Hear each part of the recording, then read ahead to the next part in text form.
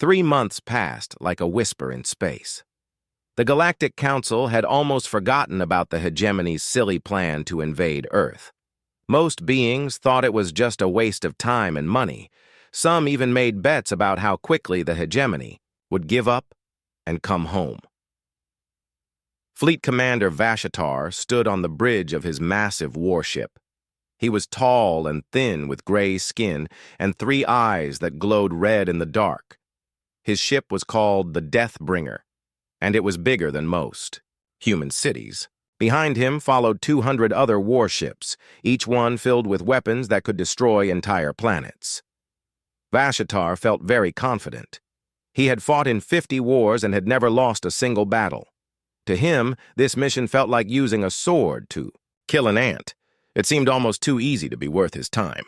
"Sir," said his second officer, a short blue creature with 4 arms, "we are now entering the outer edge of the human solar system." "Good," Vashatar replied.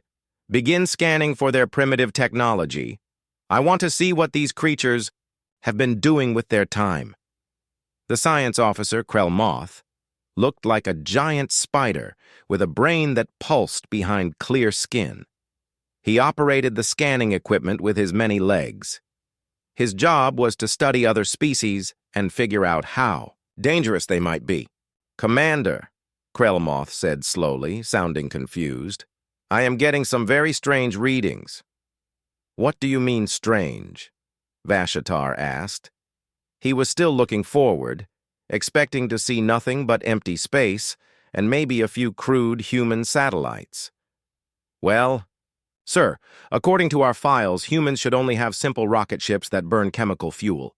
But I am detecting energy signatures that look much more advanced." Vashatar laughed.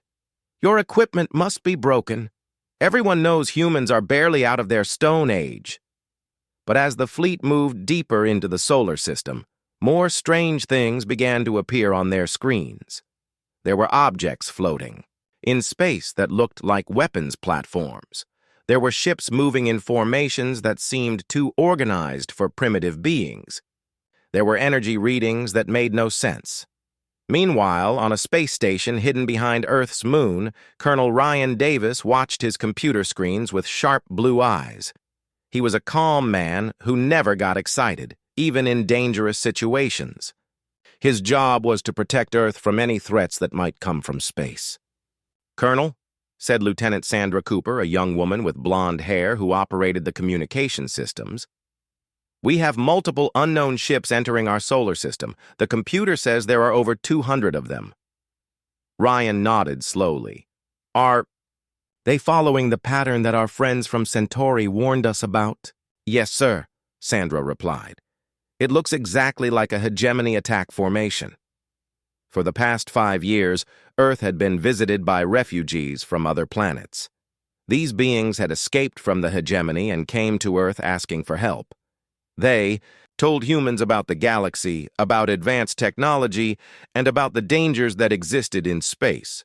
Most importantly, they shared their knowledge about how to build better weapons and defenses. Dr. Lisa Parker was working in a laboratory deep underground. She had brown hair and wore thick glasses that made her look very smart. She was one of the scientists who had been studying alien technology and figuring out how to make it work for humans. "Dr. Parker," her assistant called out, "Colonel Davis is asking for you. The alien ships have arrived." Lisa smiled. She had been waiting for this day. "Tell him our new defense systems are ready. All the orbital platforms are online and fully charged." Back on the Hegemony flagship, confusion was growing. Vashatar stared at his screens in disbelief. The readings showed that humans had weapons, platforms surrounding their planet. They had ships that moved faster than they should be able to. They had energy shields and communication systems that worked across their entire solar system. "This is impossible," Vashatar said. "Check the scanners." Again, there must be an error. Krell checked everything 3 times. "Sir, the readings are correct. These humans have technology that is almost as advanced as ours. According to our files, this should not be possible." Suddenly, a voice came over their communication system. It was clear and strong and spoke in perfect galactic standard language. Unknown vessels, this is Admiral Carl Johnson of Earth Defense Command. You are entering restricted space without permission. State your intentions immediately or withdraw. From this system, the bridge of the Deathbringer became completely silent. Every alien crew member stared at the communication panel. They had expected to find humans who barely knew how to use radio. Instead, they were talking to someone who sounded like a professional, military officer. Admiral Carl Johnson sat in a command center buried deep inside a mountain. He was an older man with gray hair and a voice that never showed fear. Around him, dozens of human officers worked at computer stations, watching the alien fleet and preparing for battle. "Sir," said Lieutenant Commander Tony Rodriguez, a young man with dark hair who specialized in space combat, "the alien ships are not responding to our warning." "Give them 30 seconds, Carl said calmly. "Then activate all defense systems." Meanwhile, on the lunar base, Colonel Ryan Davis was coordinating with military bases all around Earth. Captain Helen Brooks was preparing the Pacific Defense Fleet. General Chris Murphy was getting the ground forces ready. Major Linda Gray was activating the satellite weapon network. All of these humans worked together like parts of a perfect machine. They had trained for this day for years, ever since the first alien refugees had warned them that Earth might be attacked. Back on the Hegemony ship, Vashatar was trying to understand what was happening. "How do they know our language?" he asked. "How do they have defense systems? Our intelligence said they were primitive." "Sir," his communication officer said with a shaky voice, "I think our intelligence was wrong, very wrong. The alien fleet had expected to find a planet full of creatures who lived in mud huts and threw rocks at flying objects. Instead, they found a world that was ready for war. They found humans who had been preparing, learning, and building weapons specifically designed to fight alien invaders. On Earth, President Jennifer Walsh spoke to the leaders of every country through secure video links. She was a strong woman, with silver hair who had been chosen to lead Earth during these difficult times. "The moment we have been preparing for has arrived," she said. "All defense forces are to follow Plan Alpha. We will show these invaders that Earth is not an easy target." The alien refugees who had come to Earth were also preparing to help. They had shared their technology and knowledge because they wanted Earth to be strong enough to resist the hegemony. They knew that if Earth fell, there would be nowhere left for free beings to hide. As the 30 seconds ended, Admiral Johnson gave the order that would change galactic history forever. "All units, this is Earth Defense Command. Weapons free. Defend your planet." In space, hundreds of human weapons platforms came to life. Energy beams and missiles began flying toward the alien fleet. The war for Earth had begun, but it was not going to be the easy victory that the hegemony had expected. Commander Vashatar watched in shock as his lead ships began taking damage from weapons that should not exist.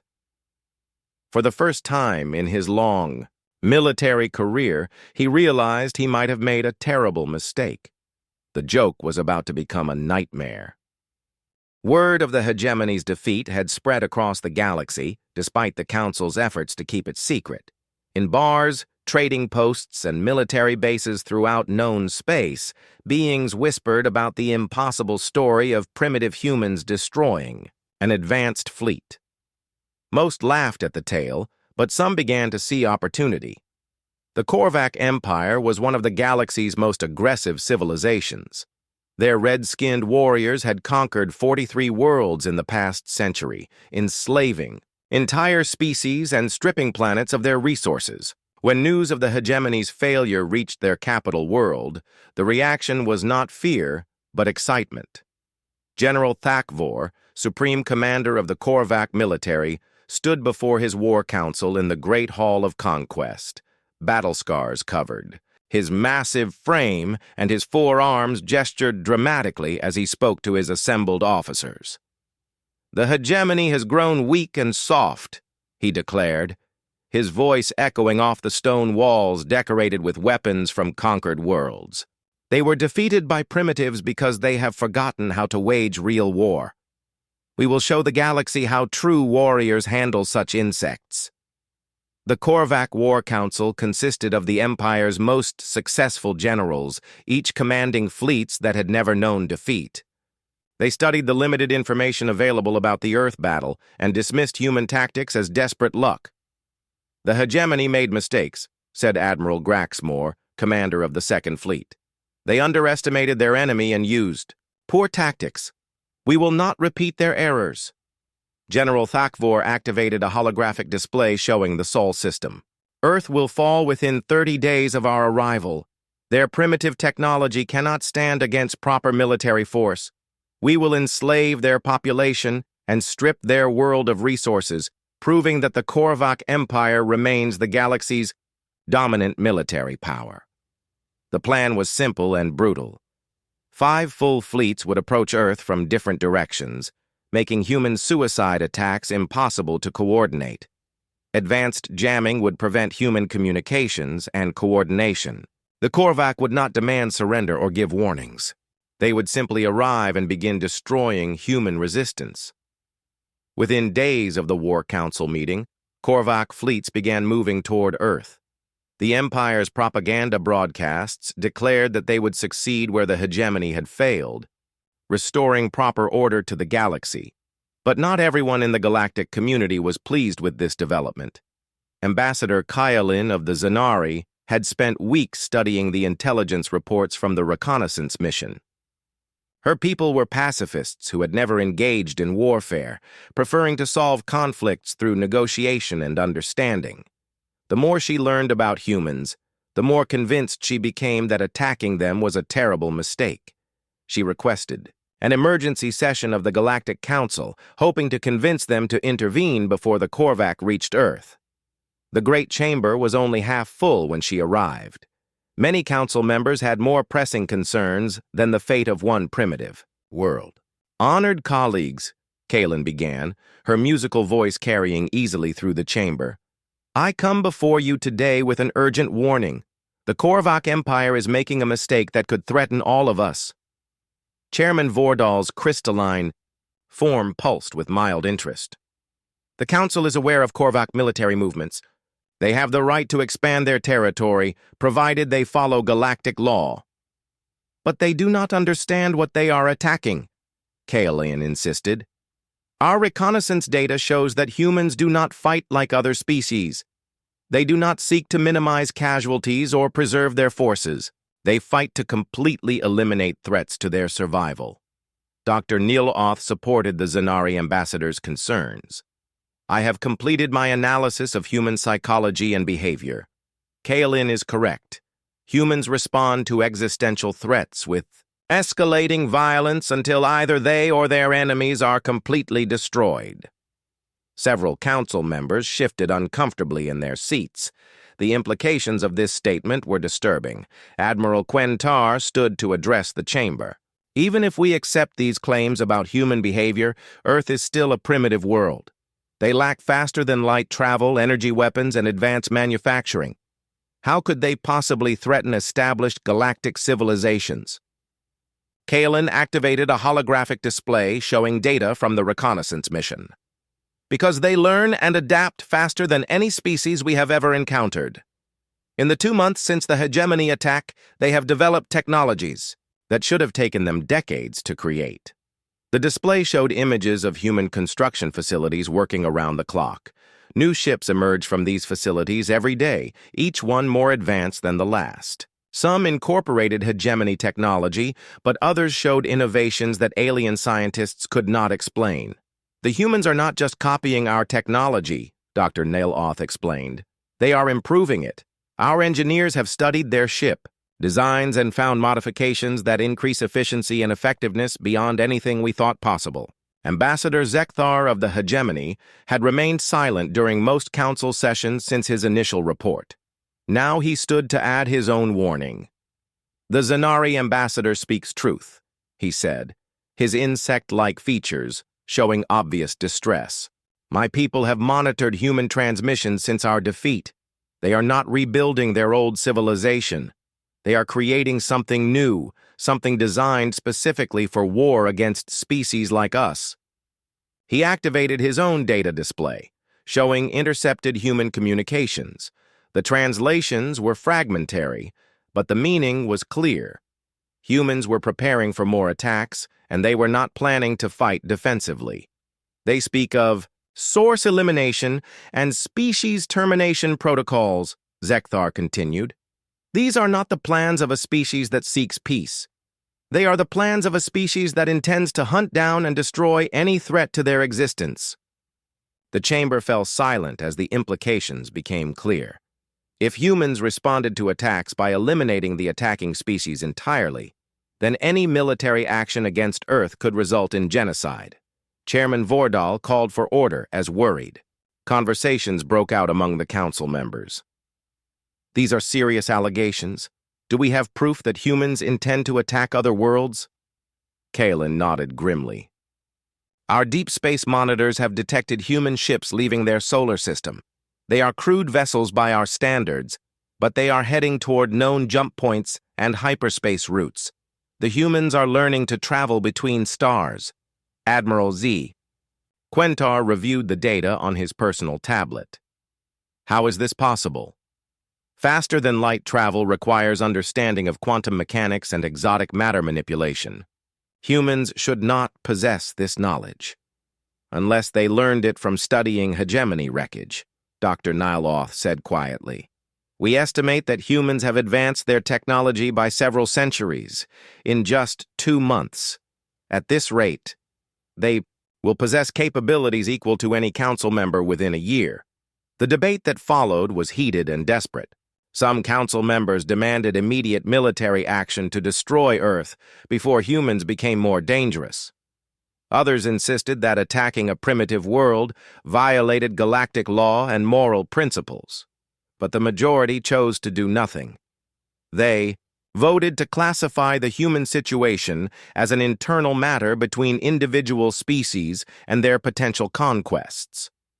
The Council would not intervene in the coming conflict between the Korvac Empire and Earth. As the session ended, Kyalin made one final plea. Honored members, we are making a mistake that our descendants will never forgive. We have the chance to prevent a tragedy, but we are choosing to look away. Her words fell on deaf ears. Most council members filed out of the chamber, discussing trade agreements and border disputes as if nothing important had happened. Unknown. To them, the Korvac fleets were already halfway to Earth. 5 full battle groups, representing the military might of a galactic empire, moved through hyperspace toward what they believed would be an easy conquest. They had no idea that human deep space sensors had detected their approach weeks earlier. They did not know that every human on Earth was now working toward a single goal, ensuring that the Korvac Empire would never threaten anyone again. In military bases across Earth, human commanders studied star maps and fleet compositions. They had learned much from their victory over the hegemony, but they knew the next attack would be different. The Korvac were more experienced, more brutal, and more numerous. But humans had spent the months since the first invasion preparing for this moment.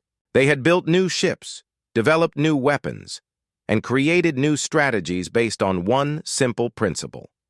Any species that threatened Earth's existence would be eliminated completely. The galaxy was about to learn what happened when humans decided. That peace was impossible, and total victory was the only acceptable outcome. As the Korvac fleets dropped out of hyperspace at the edge of the Sol system, confident in their superior numbers and technology, they were met by something no galactic civilization had ever faced before, a species that had turned the concept of mutually assured destruction into an art form. The Second War for Earth was about to begin, and this time there would be no survivors on the losing side. 3 days had passed since Ambassador Zekthar's shocking report to the Galactic Council. During those 3 days, the chamber had been filled with heated arguments, private meetings, and demands for proof. Most council members still believed. The hegemony was lying about their defeat on Earth. Chairman Vordal called the emergency session to order as Zekthar returned to the speaking platform. This time, the insect-like ambassador carried a small data device in his clawed hands. Honored. "Council members," Zekthar began, "I have brought the combat recordings you requested. What you are about to see was captured by our ships during the battle for Earth." Dr. Neeloth leaned forward in her seat. "We expect to see evidence of some natural disaster or equipment failure that destroyed your fleet. Surely you do not still claim that primitives accomplished this." Zekthar inserted the data device into the chamber's viewing system.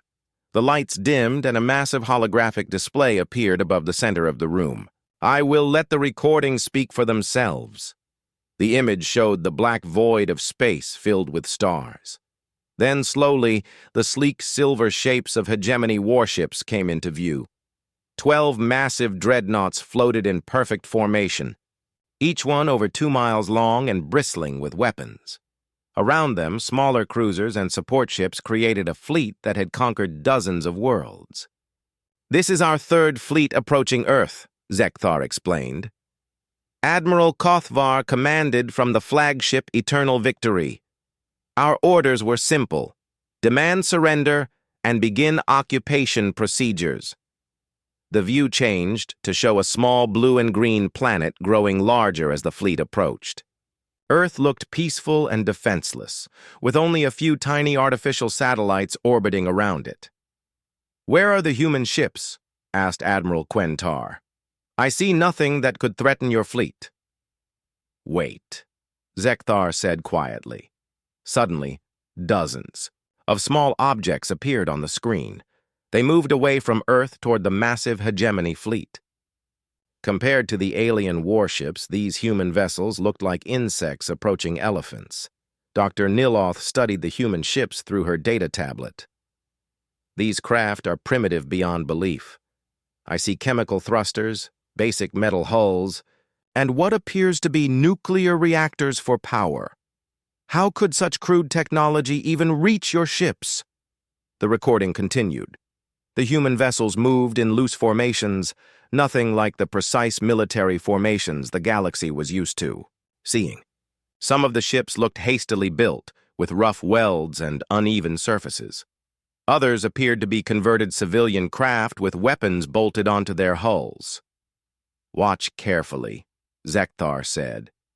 "This is where everything changed." The hegemony fleet began firing. Brilliant beams of plasma energy reached across space toward the approaching human ships. The first few beams struck their targets, and human vessels exploded in bright flashes of light and debris. "As expected," Admiral Quentar said. "Your weapons are destroying them easily." But then something happened that made the entire council chamber fall silent. Instead of retreating or trying to avoid the deadly plasma beams, the human ships accelerated directly toward the hegemony fleet. They flew straight into the weapons fire, accepting certain death to get closer to their enemies. "This makes no tactical sense," Dr. Neeloth whispered. "They are sacrificing themselves for no gain." "Keep watching," Zekthar said. The first human ship to reach the hegemony line was a crude vessel barely 200 meters long. It flew directly at one of the massive dreadnoughts, ignoring the plasma cannons that were tearing it apart. Just before the human ship was completely destroyed, something bright flashed at its core. The recording showed the human vessel's nuclear reactor overloading in a massive explosion. The blast should have been absorbed harmlessly by the dreadnought's energy shields, but instead, the huge hegemony ship shuddered and began to list to one side. "Impossible," Admiral Quentar said, standing up from his seat. "No chemical explosion could damage your shields." "That is what we thought too," Zekthar replied. "But somehow the humans had found a way to focus the explosion. They directed all the energy into a single point, right where our shield generators were located." The recording continued, showing more human ships reaching the hegemony fleet. Each one followed the same pattern: accelerate to maximum speed, ignore all defensive fire, and detonate their reactors at the moment of impact. One by one, The massive alien warships began to take damage. Dr. Nieloth was frantically taking notes on her tablet. The energy calculations are all wrong. These primitive reactors should not be able to generate enough force to penetrate military-grade shields. Unless they understood exactly where to hit us, Zekthar said. The humans seem to know our ship designs better than we did. They targeted shield generators, weapon batteries, and engine systems with perfect accuracy. The council members watched in growing horror as the battle continued. Wave after wave of human ships threw themselves at the hegemony fleet. Most were destroyed before reaching their targets, but enough got through to cause serious damage. What disturbed the aliens most was not the weapons or tactics, but the humans themselves. The recording included audio communications between human ships, translated into galactic standard language. This is Captain Rodriguez of the New York. My reactor is critical, moving to ramming speed. Copy that, New York. We'll cover your approach. Make it count. Boston here. Engine hit, losing power. Anyone need a distraction? Negative, Boston. Save your reactor for the big one on the left. The voices were calm, almost casual. These humans were discussing their own deaths as if they were talking about the weather. There was no panic, no fear, no attempts to retreat to safety. Admiral Quentar was pacing back and forth, his reptilian features twisted in confusion. They are treating their own lives as weapons. What kind of species does this? Watch this next part, Zekthar said. This is when we realized we were not fighting a normal enemy. The recording showed a damaged human ship drifting toward one of the smaller hegemony cruisers. The alien ship's weapons had destroyed the human vessel's engines and most of its hull. Any reasonable crew would have evacuated or surrendered. Instead, the human captain's voice came through the audio system. This is Commander Allen of the Chicago. Ship is dead, but I still have manual control of the reactor. Beginning final approach. The crippled human ship used its remaining maneuvering thrusters to aim itself at the alien cruiser. As it drifted closer, the hegemony ship tried to destroy it completely, but the human vessel was already too damaged to explode normally. Chicago to all ships. Tell my family I made it count. The recording showed the human ship drifting into the alien cruiser's hull and detonating its reactor in a controlled explosion that cracked the larger vessel in half. Dr. Nieloth sat down, her tablet with shaking hands. They are using their own deaths as tactical advantages. I have never seen anything like this in thousands of years of studying warfare. The recording continued for another hour, showing the complete destruction of the hegemony Third Fleet. By the end, only 3 alien ships remained functional enough to retreat. The space around Earth was filled with debris from both fleets, but the humans had achieved the impossible. They had driven off an advanced alien invasion force. Chairman Vordal's crystalline form pulsed with deep concern. How many human ships participated in this battle? Our count shows approximately 200 vessels, Zekthar answered. Most were destroyed, but they accomplished their mission. And how long did it take them to build these ships? Dr. Nieloth asked. Zekthar's antennae drooped. According to our intelligence, most were constructed in the 6 days between our surrender demand and the actual battle. The humans converted civilian ships, stripped weapons from their military forces, and built new vessels using plans they created during the crisis. The chamber fell silent as the implications sank in. In less than a week, a primitive species had designed and built a fleet capable of defeating one of the galaxy's most powerful military forces. There is one more thing, Zekthar said quietly. Our surviving ships detected massive construction activity on Earth after the battle. The humans are building more ships, and their designs are improving rapidly. Admiral Quentar stopped pacing and stared at the ambassador. What kind of ships? Larger ones, faster ones, and based on the energy signatures we detected, they are incorporating technology they learned from studying our wreckage. Dr. Nieloth looked up from her notes. Are you saying they are reverse engineering your equipment? Yes, and they are doing it faster than should be possible. Our science teams estimate it should take them decades to understand our technology. The humans appear to be doing it in weeks. Chairman Vordal called for order as worried conversations broke out across the chamber. This council must consider these revelations carefully.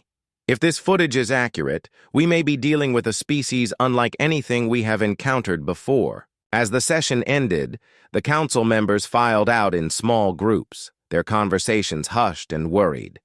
The recording had changed everything.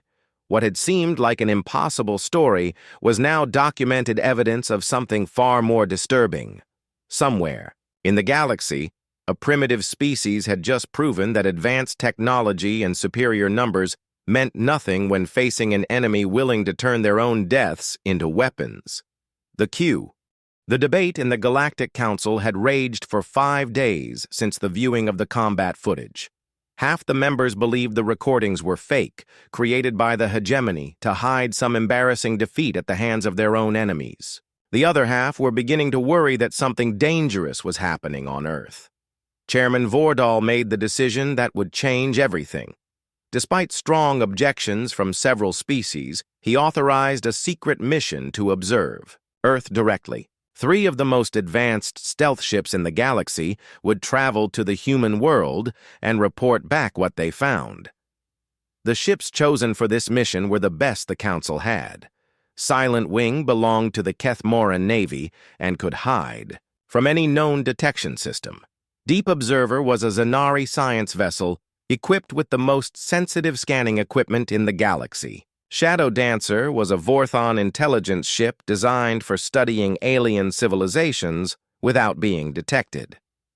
Commander Jackoth of the Silent Wing was a veteran of dozens of covert missions. His gray-skinned people were natural spies, able to think quickly and adapt to any situation. As his ship approached the Sol system, he expected to find a primitive world still struggling to rebuild after their battle with the hegemony. What he found instead made him question everything he knew about warfare and civilization. Earth's orbital space was filled with activity. Massive construction platforms floated around the planet, building ships at an incredible rate. The vessels under construction were larger and more advanced than anything shown in the combat recordings. Some appeared to be using technology that the Kethmoran Navy did not possess. Jackoth transmitted his first report back to the Council. The humans are not rebuilding their old fleet. They are creating something entirely new. Ship designs show clear influence from hegemony technology, but they have made improvements that our engineers say should be impossible. On the planet's surface, Jackoth observed military bases that never seemed to sleep. Human soldiers trained constantly, practicing with weapons and tactics that pushed their fragile bodies to the breaking point. Unlike most species who trained for specific conflicts, humans seem to prepare for every possible type of warfare. Deep Observer, the Zanari science ship, focused on studying human biology and psychology. Captain Mira Seth was an expert in alien behavior, having studied over 200 different species during her career. She expected to find a peaceful race that had stumbled into effective weapons by pure luck. Instead, she discovered something that chilled her to the core. Human entertainment was filled with stories of war, conflict, and impossible victories against superior enemies. Their books, movies, and games all focused on themes of struggle, sacrifice, and never giving up no matter how bad things became. Even their children's stories often involved heroes fighting monsters or overcoming impossible odds. Mirazeth watched human sports and was shocked by the violence. These beings competed in activities that would injure or kill most galactic species. They ran until their bodies collapsed, fought until they bled, and pushed themselves beyond reasonable limits just for entertainment.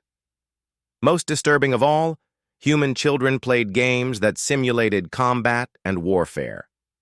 From a very young age, they learned strategy, tactics, and leadership skills through play.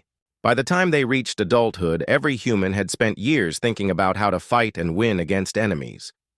Her report to the council was deeply worried. Human society is built around the concept of struggle. They do not seek peace and comfort like most intelligent species. They actively seek challenges and conflicts to overcome. Their entire culture celebrates fighting against impossible odds. The third ship, Shadow Dancer, was commanded by Captain Veltar of the Vorthon Intelligence Service. His mission was to intercept human communications and learn about their government and military plans.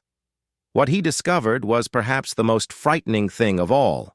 Human nations had spent centuries pointing weapons at each other. They possessed thousands of nuclear weapons, enough to destroy all life on their planet several times over. These weapons were not stored safely or used only for defense. They were actively aimed at each other, ready to fire at a moment's notice. Veltar intercepted military communications between human governments and learned that they had lived under the threat of total destruction for generations. Every human leader had to make decisions knowing that one mistake could end their entire civilization. But instead of making them careful and peaceful, this constant danger had created something unique in the galaxy. Humans had learned to function normally while living on the edge of extinction. They went about their daily lives, raised families, and built civilizations while nuclear weapons hung over their heads like swords. When the hegemony had threatened to destroy their world, humans had simply added one more threat to a list they were already used to facing. Veltar's report was the most disturbing. Humans are already extinct. They just refuse to admit it. They have created weapons capable of destroying themselves and live every day knowing that death could come at any moment. This has made them fearless in a way that no other species can understand. The three ships continued their observations for 2 weeks, gathering data that painted an increasingly terrifying picture of human civilization. The reports they sent back to the Council caused panic among the member species. Dr. Niall Oth studied all the intelligence data and reached a conclusion that she hesitated to share. After decades of studying alien species, she believed she understood what made humans so dangerous. Most intelligent species evolved on worlds where cooperation and peace led to survival. They learned to avoid conflict, share resources, and work together to overcome challenges. Their natural instinct was to find compromise and avoid unnecessary risks. Humans had evolved differently. Their world was filled with predators, diseases, natural disasters, and environmental challenges that required constant struggle to survive. They had spent millions of years fighting not just other species, but their own planet. This had created a species that saw conflict as normal and peace as temporary. They did not fear death because they had been dealing with it their entire evolutionary history. They did not surrender when facing superior enemies because giving up meant extinction. When the intelligence reports reached the full council, the debate became more heated than ever. Some members demanded immediate military action to destroy Earth before humans became more dangerous. Others insisted that the reports were exaggerated or misunderstood. Admiral Quentar presented the tactical analysis that silenced most arguments. Based on observed construction rates and technological advancement, humans will possess a fleet capable of threatening any single council member within 1 year. Within 5 years, they may pose a threat to the entire galaxy. Ambassador Kaelin of the peaceful Zanari stood to address the council. Her species had never engaged in warfare and spent their time studying art, philosophy, and science. Honored members, I believe we are looking at this situation incorrectly. We see humans as a threat because we assume they think like us. But what if they do not? She activated a holographic display showing human population centers. Look at their cities. Millions of individuals living in close proximity, cooperating on massive projects, sharing resources across their entire planet. They are capable of incredible unity when facing external threats. Dr. Niloth nodded in agreement. The Zanari ambassador is correct. Human aggression is not random or chaotic. It is highly organized and focused. When they fought the hegemony, every human on their planet contributed to the war effort. Their entire species became a single military unit. Chairman Vordal processed this information with growing alarm. Are you suggesting that humans pose a threat to galactic civilization?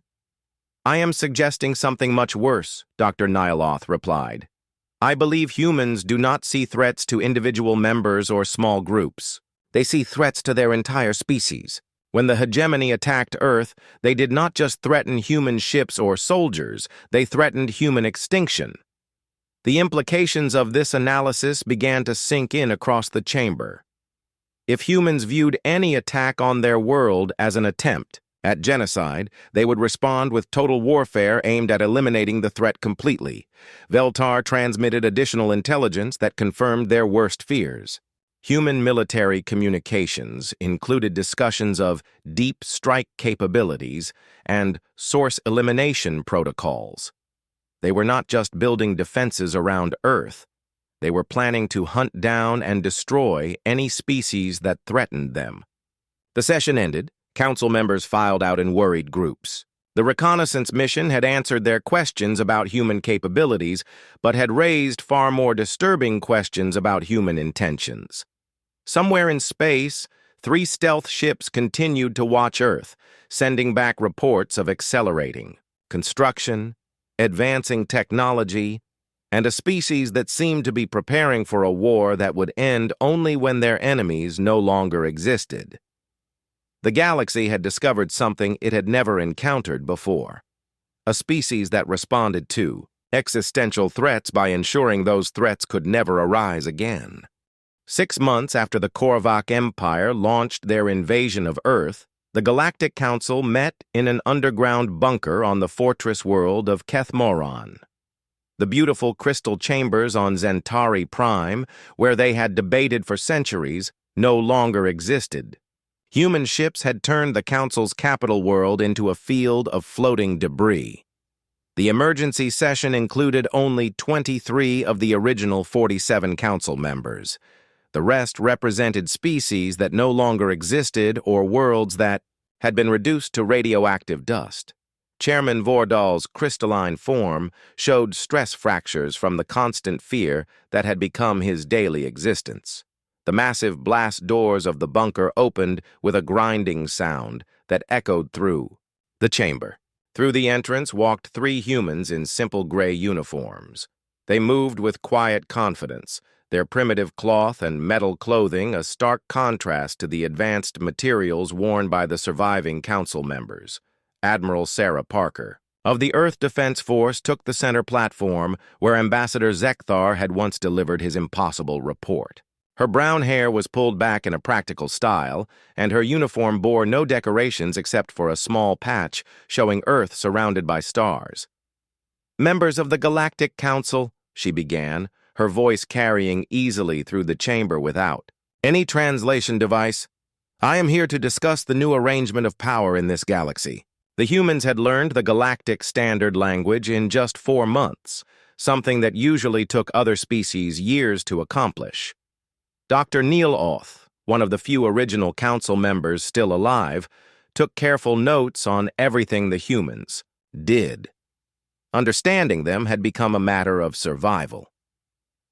General Jake Morrison stepped forward to present the military situation. His scarred face and calm demeanor reminded the aliens of the combat footage they had seen months ago. These were beings who had looked death in the face and found it acceptable.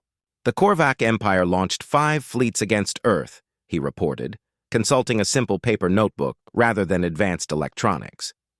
"Those fleets have been destroyed. All Korvac military bases have been eliminated. All Korvac colonies have been sterilized. The Korvac species is extinct." The simple way he delivered this information sent chills through the assembled aliens. An entire galactic empire, a civilization that had existed for thousands of years, had been wiped out completely in less than 6 months. "How?" whispered Ambassador Felnara of the Christek Union, her voice barely audible through her translator. "The Korvac had hundreds of worlds, thousands of ships. How could you reach them all?" Dr. Lisa Chang, the third human delegate, answered with the same calm efficiency. We followed them home. When the Korvac attacked Earth, we captured several of their ships intact. This gave us their navigation data, communication codes, and fleet positions. We traced their invasion force back to its source. She activated a holographic display showing star maps with red markers indicating former Korvac territory. Once we located their homeworld, we implemented a complete sterilization protocol. No Korvac installations were left functional. No Korvac individuals were allowed to escape. The clinical way she described genocide made several council members physically ill. The humans spoke of destroying an entire species as if they were discussing the weather. Admiral Parker continued the briefing. Earth's position is now as follows. We claim a sphere of space extending 500 light-years from our homeworld, in all directions. Any ship entering this zone without explicit permission will be destroyed. Any species that threatens humanity will be hunted to extinction. Chairman Vordal found his voice, though his crystalline form trembled as he spoke. Admiral Parker, surely you do not intend to enforce such claims through continued violence? The galaxy can find peaceful solutions to territorial disputes. Sarah Parker's expression did not change, but something cold flickered in her eyes. Chairman Vordal, your council had the opportunity to prevent this situation. Ambassador Kaelin warned you about the consequences of attacking Earth. You chose to ignore her advice. She gestured to the empty seats where representatives of extinct species had once sat. The hegemony attacked us first. We defended ourselves. The Korvac attacked us second. We eliminated them. Any species that makes the same mistake will join them in extinction. Dr. Neloth raised one of her 4 hands to ask a question. How have you advanced your technology so rapidly? Our projections indicated that human development would take decades, not months. Dr. Chang smiled, but the expression held no warmth. We had excellent teachers. The hegemony provided us with examples of plasma weapons, shield technology, and faster-than-light drives. The Korvac donated their knowledge of industrial production and fleet tactics. We are very quick learners when our survival depends on it. General Morrison opened his notebook to a page covered with technical diagrams. Human weapons now exceed galactic standards in every category. Our ships are faster, our weapons more powerful, our defenses more effective. We have also developed several new technologies that no other species possesses. What kind of technologies? Admiral Quentar asked, though he seemed afraid to hear the answer. Planetary sterilization weapons. Morrison replied matter-of-factly. Long-range species tracking systems, automated hunter-killer fleets. Technologies specifically designed to locate and eliminate threats to human survival, regardless of where they try to hide. The implications hit the council members like physical blows. Humans had not just defended themselves, they had created weapons specifically designed for genocide on a galactic scale. Ambassador Kaelin, representing one of the few species that had opposed attacking Earth, spoke carefully. Admiral Parker, what does humanity want from the rest of the galaxy? What are your intentions toward species that have not threatened you? Sarah Parker considered the question for a long moment. We want to be left alone. For thousands of years, humans lived on Earth without bothering anyone else in the galaxy. We were content to stay on our world and develop our civilization in peace. She looked around the chamber at the frightened faces staring back at her. But you introduced us to galactic civilization through warfare. You taught us that other species see Earth as a target for conquest, so now we will ensure that such threats never arise again. Dr. Chang activated another display showing human fleet movements throughout the galaxy. Earth now maintains monitoring stations in every major star system. Our ships patrol trade routes and communication networks. We watch for any species that might develop the capability or intention to threaten human survival. And if you find such a species, Dr. Neloth asked, we eliminate them before they become dangerous. General Morrison said simply. Prevention is more efficient than reaction. The chamber fell silent as the full scope of human intentions became clear. They had not just won a war, they had appointed themselves as guardians of their own security throughout the entire galaxy. Chairman Vordal summoned the courage to ask the question that haunted every surviving species. How can the galaxy live under such conditions? You speak of eliminating civilizations for crimes they have not yet committed. Admiral Parker's response chilled the chamber. The galaxy can live under these conditions by not threatening humanity. It is a very simple arrangement. Leave us alone and we will leave you alone. Threaten us and you will cease to exist. She stood to leave, but paused at the chamber entrance. This council failed to prevent 2 wars that could have been avoided through wisdom and restraint. Humanity will not allow a 3rd war to develop. We have taken responsibility for galactic peace, whether the galaxy wants it or not. As the 3 humans walked out of the bunker, they left behind a council of beings who finally understood the true consequences of their decisions. The galaxy had introduced humanity to interstellar warfare, and humans had responded by becoming the galaxy's apex predator. Dr. Niloth looked around at her fellow survivors and spoke the thought that haunted them all. We created this. We turned a peaceful species into the most dangerous force the galaxy has ever known. Outside the bunker, human ships maintained their silent vigil over the fortress world. Throughout the galaxy, more human vessels patrolled star systems that had once known independence.